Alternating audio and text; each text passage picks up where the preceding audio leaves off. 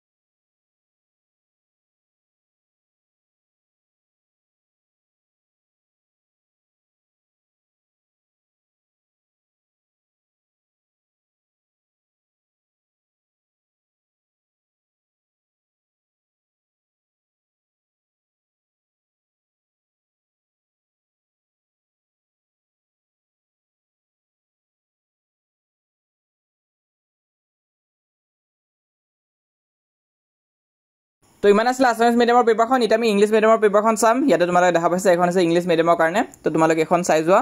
কিবা ডাউট বা কনফিউজন থাকিলে মোক কমেন্ট বক্সত খুদিবা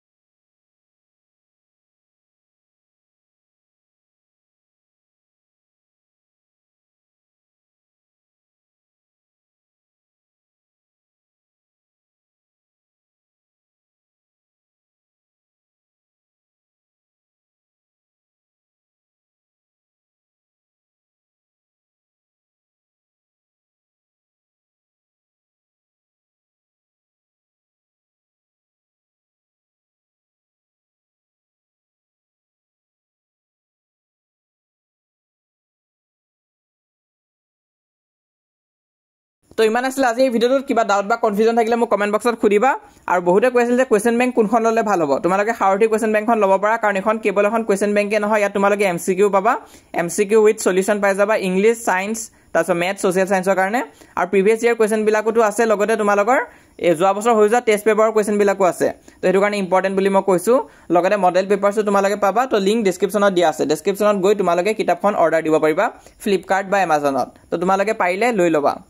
আৰু লগতে যিসকলে এতিয়ালৈ আমাক WhatsAppত জয়েন কৰা নাই সোনকালে জয়েন কৰা কাৰণ ষ্টুডেন্টস বাহিয়ে গৈ আছে বেছি দেৰি নকৰিবা এতিয়া 9000 কে অধিক ষ্টুডেন্টস হৈ গৈছে তো তোমালোকে জয়েন নকৰাকৈ নাথাকিবা লগতে এটো হৈছে আমাৰ ইনষ্টাগ্ৰাম পেজ ইনষ্টাগ্ৰামতো ফলো কৰিব পাৰা কিন্তু মোষ্ট ইম্পৰ্টেন্ট আমাক তোমালোকে সাবস্ক্ৰাইব কৰি ৰাখা আমি যিমান পাৰো তোমালোকক সহায় কৰি যাম ইউনিট টেষ্ট এক্সামৰ কাৰণে আৰু মেট্ৰিক পৰীক্ষাৰ কাৰণে